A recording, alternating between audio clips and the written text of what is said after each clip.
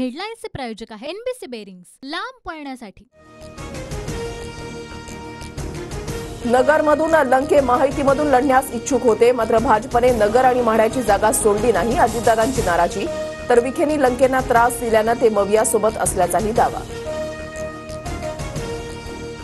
अजितदादांसारखे नेत्याने असं बोलणं योग्य नाही। शिवाजीराव आढळराव पाटील भाजपकडून लढले असते तर निवडून आले असते असं आम्ही म्हणू शकतो।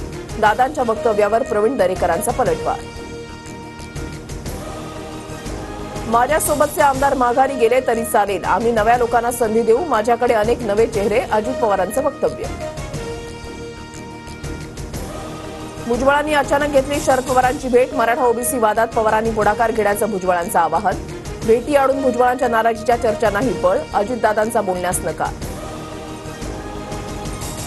भुजबळांची महायुतीमध्ये हेळसांड होते हे नाकारता येत नाही। पवार भुजबळांच्या भेटीवर सुप्रिया सुळेंची प्रतिक्रिया, तर महायुती डॅमेज होईल असा निर्णय भुजबळ घेणार नाहीत, बावनकुळेंचं भाष्य। परतीचे प्रयत्न केले तर भुजबळांना परत घेणार नाही, एकीकडे बारामतीला टीका करायची आणि नंतर पवारांना भेटून मार्गदर्शन करा असं सांगायचं, भुजबळांची दुटप्पी भूमिका, अनिल देशमुखांची टीका।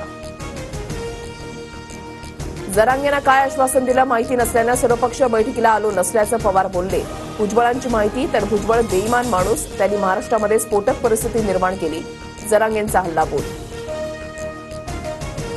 विधान परिषदेमध्ये क्रॉस वोटिंग करणाऱ्या आमदारांवर काँग्रेस कारवाई करणार, तर फडणवीसांसोबत मवियातल्या फुटीर आमदारांची बैठक, लवकरच त्यांना सोबत घेण्याबाबत ठरवू, मुनगंटीवारांचा मोठा दावा।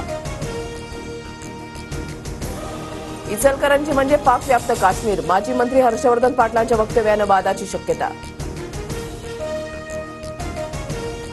विशाळगडावरील अनधिकृत बांधकामावर कारवाई, संभाजीराजे छत्रपतींच्या आक्रमक भूमिकेनंतर प्रशासनाकडून अतिक्रमण हटवण्यास सुरुवात। खासदार शाहू महाराज छत्रपती आज विशाळगड परिसराची पाहणी करणार, संभाजीराजेंच्या भूमिकेनंतर झालेल्या हिंसाचाराचा तीव्र निषेध, संबंधितांवर कारवाई करावी, शाहू महाराजांची मागणी। विशाळगड अतिक्रमणाला जातीय रंग देऊ नका, शिवभक्तांवर गुन्हे दाखल करण्यापेक्षा माझ्यावर कारवाई करा, संभाजीराजेंचं वक्तव्य, तर शाहू महाराजांनी खासदार म्हणून भूमिका मांडल्याची प्रतिक्रिया। अतिक्रमणाविरोधात कारवाईवेळी पुणे मनपाने ठाकरेगडाचा बोर्ड पाडल्याचा आरोप, ठाकरेगड पालिका आयुक्तांना भेटणार, निषेधार्थ ठाकरेगडाचा आज रास्ता रोको।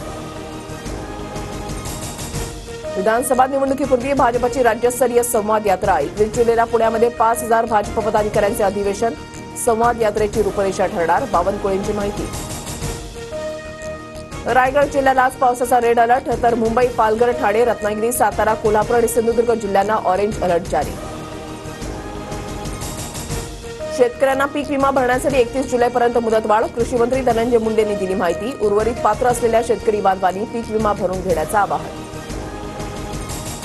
हिंगोलीच्या वसमत तालुक्यामध्ये माऊलींच्या पालखीचा चौथा रिंगण सोहळा, भंडी शेगावातील मुक्कामानंतर ज्ञानेश्वर माऊलींची पालखी वाखरी तळावर मुक्कामी।